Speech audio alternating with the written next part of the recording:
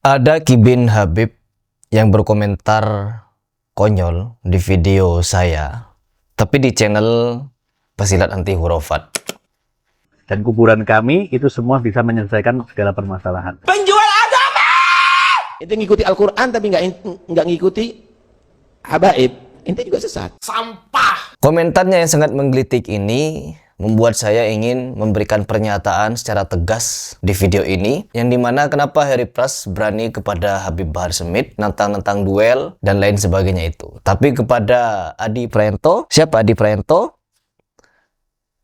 Ini dia orangnya. Harry Pras, silat Garuda Indonesia. Saya tantang Anda bertarung dengan atau tanpa aturan. Dunia akan mengakui silat Garuda Indonesia jika Anda bisa mengalahkan saya. Tapi kalau lo kalah, lo wajib minta maaf ke seluruh ulama yang pernah lo reaction.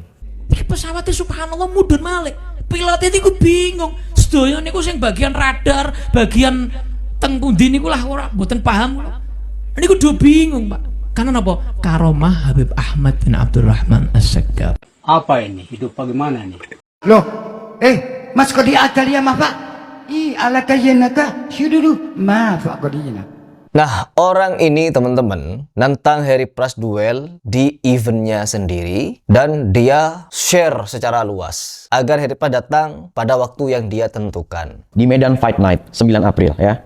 Yang jelas lawan lo sekarang adalah Zenwok, bukan ulama. Bukan Ustadz, Zenwok. Maaf pak kau diina. Dan sebelum saya datang pada waktu yang dia tentukan, dia membuat berbagai macam syarat yang harus saya penuhi. Sedangkan saya seolah-olah tak boleh buat syarat apapun. Di antara syarat-syaratnya yaitu satu, Harry Pras, apabila Harry Pras duel dengan orang ini, lalu Harry Pras kalah, maka Harry Pras harus menghapus semua konten-konten Harry Pras tentang pembahasan khurafat, takhayul, halu, Mama Gufron, gus-gusan, Bangsat, kata Allah Subhanahu wa Ta'ala. wajib minta maaf kepada ulama-ulama yang pernah saya bahas, seperti Mama Gufron, Gus Reja, Kiai Ajaim. Allah hai, Allah hai, Allah hai, Allah hai, Allah hai, Allah hai. Oh nggak ngaji ini. Terus Gus Miftah, Es tehmu Cik Okeh, Ra?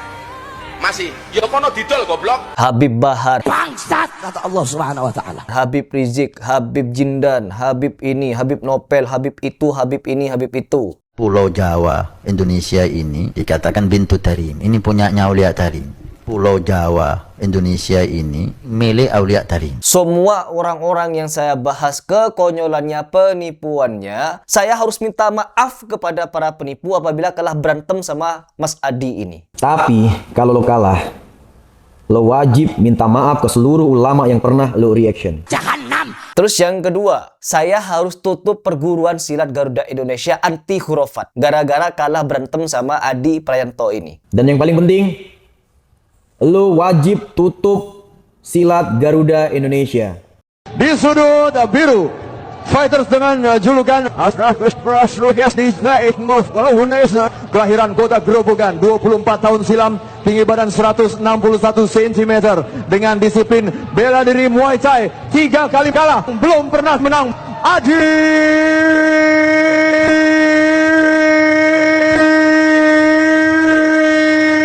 Praetno.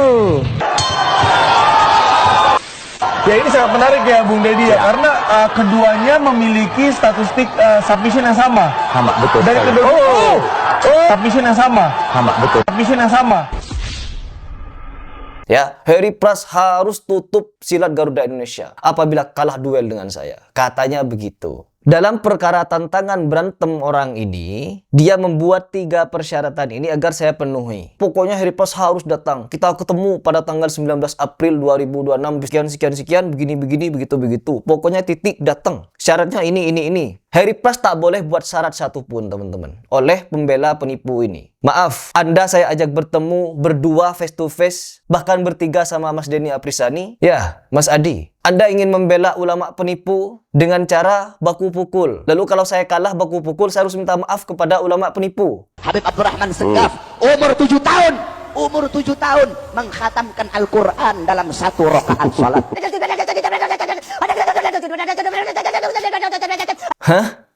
Begitu? Sudah saya bahas sebenarnya ini dulu. Cuman karena sekarang saya nentang Bahar Smith duel, komentar dari kibin-kibin Habib ini yang berusaha melindungi Bahar Smith dialihkan saya kepada Adi Praetno dan Yudi. Mereka orang yang tak pantas untuk saya ladeni. Bukan tak pantas karena mereka gak selevel ilmu bela dirinya. No, bukan itu. Ilmu bela diri, ilmu berantem mereka bagus. Mereka fighter memang. Cuman kalau saya meladeni orang seperti ini, akan beribu-ribu fighter ngantri untuk duel dengan saya. Dan saya akan buang-buang waktu karena itu. Tapi kalau saya duel dengan Habib Bahar, maka orang yang selama ini telah dia tipu akan melihat, teman-teman. Dan penipuannya tidak tanggung-tanggung. Orang ini nipu orang berkedok agama. Kata Nabi SAW, kalau kamu hobi membaca surah Yasin, akan Allah siapkan 99 istana di surga. Dan di setiap istana ada 99 pintu. Dan di setiap pintu ada 99 kasur. Dan setiap kasur ada 99 bantal. Dan setiap bantal ada 99.000 bidadari. Ini dalil tipu daya dari Bahar Smith membawa nama Nabi. Penipu. Terus kata Allah, kamu kiai bangsat, kamu kiai bajingan, kamu kiai jahanam, kamu ustadz jahanam. Di surat apa, di ayat berapa Allah bilang seperti ini? Saya tantang Bahar Smith 1 tahun yang lalu lebih sudah. Sampai hari ini dia bungkam. Seandainya dia merasa benar, ada dalilnya, gak perlu saya tantang. Dibahas saja, dia akan busung dada untuk membuktikan ini dalilnya, ini, begini. Tapi karena dia sadar kalau dirinya nipu dan dibongkar secara langsung, tapi dia tidak mau klarifikasi dan meminta maaf kalau dia telah nipu orang. Maka satu-satunya cara apa? Yang ngutus orang-orang konyol, orang-orang dungu yang cinta buta kepada mereka untuk nipu orang lain dan nipu diri mereka sendiri. Kenapa saya tentang Bahar Smith duel? Salah satunya, kalau memang syarat duel adalah untuk bisa memaparkan dalil oleh Bahar Smith, maka kita duel dulu Bahar. Sudah saya mau seperti itu. Karena apa? Saya menganggap melawan Bahar Smith adalah jihad. Tapi kalau melawan Adi Praetno ini bukan jihad, bodoh. Kalau saya melawan orang ini, bodoh saya. Buat bejibun persyaratan. Kalau Harry Pras menang, dunia akan mengakui kemampuan bela diri Harry Pras. Dunia akan mengakui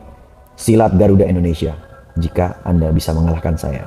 Emang Anda siapa juri Anda di dunia? Siapa praktisi bela diri dunia yang pernah Anda kalahkan? Kok bisa-bisanya dunia sampai mau mengakui keberadaan saya, kehebatan saya?